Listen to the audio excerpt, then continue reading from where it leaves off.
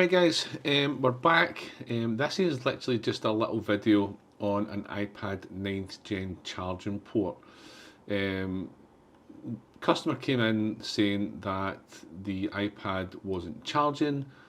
It was charging, but it wasn't charging. So when you pop the cable in, as you do, the iPad obviously wouldn't charge.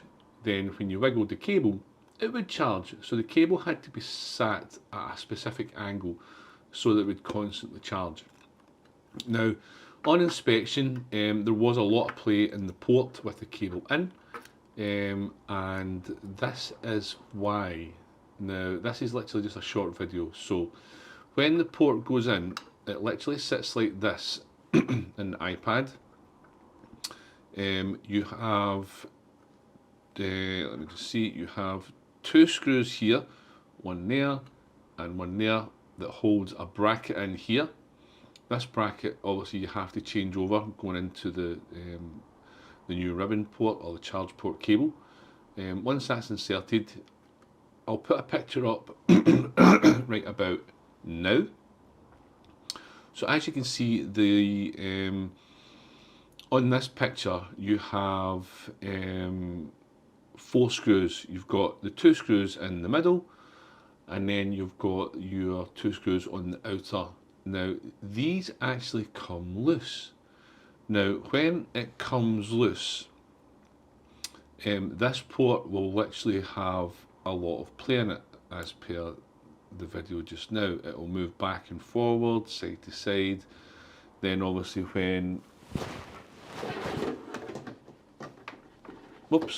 when you put your cable in, so we're on the microscope here, when you put the cable in, this puts a lot of flex and tension on these traces here.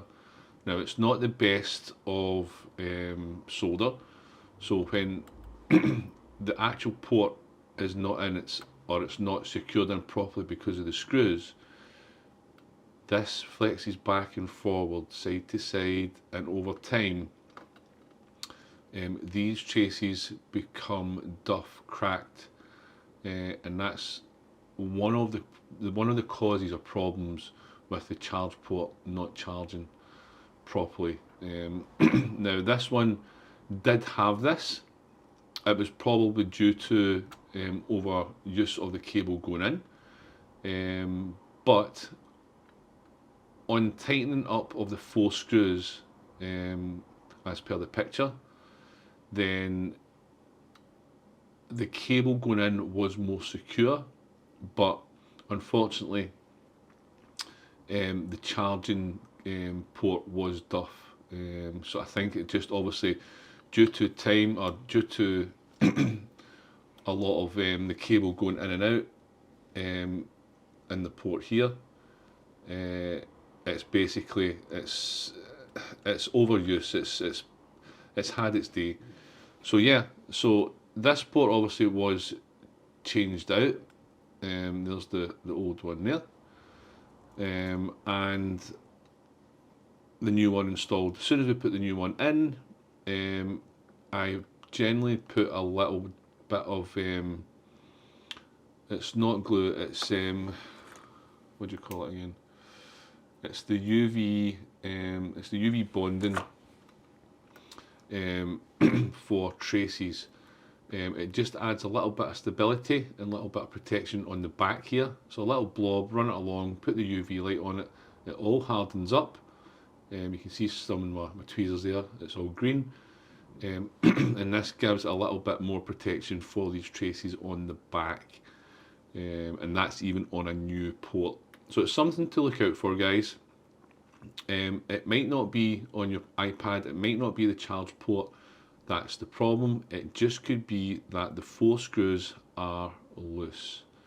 But unfortunately, to get to the 4 screws, the screen must come off. And if you're taking the screen off, then chances are you've got to heat it properly, and then from there, if it's not heated properly, you will crack the screen. So it's a chance that you might need to take. But yeah, that's it guys. This is basically a kind of short video on the problems with charge ports on iPads. It's these traces here that tend to break, and that's probably due to the 4 screws being loose, which gives a lot of play from left to right, up and down on the charge port, which in turn puts stress on this ribbon cable, which in turn cracks the traces. But in this case, I did replace the cable, popped in and tested. It does fast charge and it does slow charge as well, depending on what auto senses and what cable you're using. So yeah, short video guys. Next up, I'm going to do my Samsung phone. I do have the part for it here, and we'll sort that one out. Alright guys, hope you have a good weekend, and we'll see you in the next video. See ya. Bye.